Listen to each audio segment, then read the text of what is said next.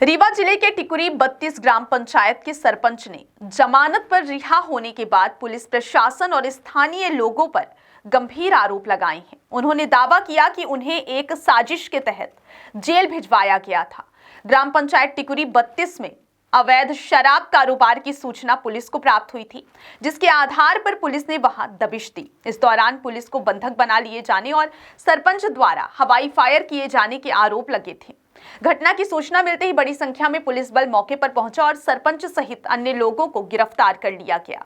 गिरफ्तारी के बाद मामला और अधिक विवादास्पद हो गया, जब ग्राम पंचायत की एक महिला ने पुलिस पर दुष्कर्म का आरोप लगाया, जिससे क्षेत्र में सनसनी फैल गई। अब सरपंच की रिहाई के बाद उनका गर्मजोशी से स्वागत किया गया है और उन्होंने पुलिस प्रशासन पर गंभीर आरोप लगाए हैं। उनका कहना है कि उन्हें राजनीतिक षड्यंत्र के तहत फंसाया गया है।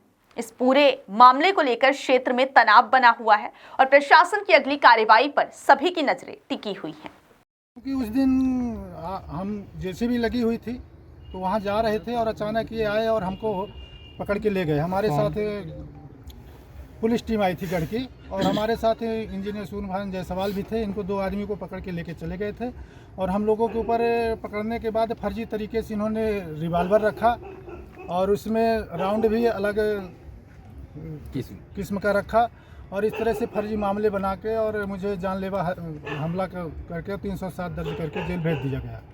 और इसकी ज़मानत जैसे ही होती है 1.5 महीना पहले, तो इन्होंने पिछले जो ज़मानत में हम थे 326 में, उसको कैंसिल करके और हमें 1.5 महीना तक और जेल में रहना पड़ा।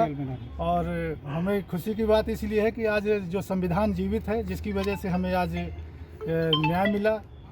और कुछ मैं ज़्यादा नहीं कहना चाहता हूँ। इनका 12 जून 2024 से का है। उस दिन पुलिस द्वारा विकास कपिल जो गढ़ थाने का पुलिस था, तो वो फर्जी तरीके से इनको गिरफ्तार किया गया। ये एक गांव में पंचायत में गए थे। ये हमारे गांव के सरपंच हैं और भूतपूर्व सैनिक भी हैं। 2019 तक ये एज ए सैनिक सेवा किए हैं और 2022 में ये सरपंच हुए हैं।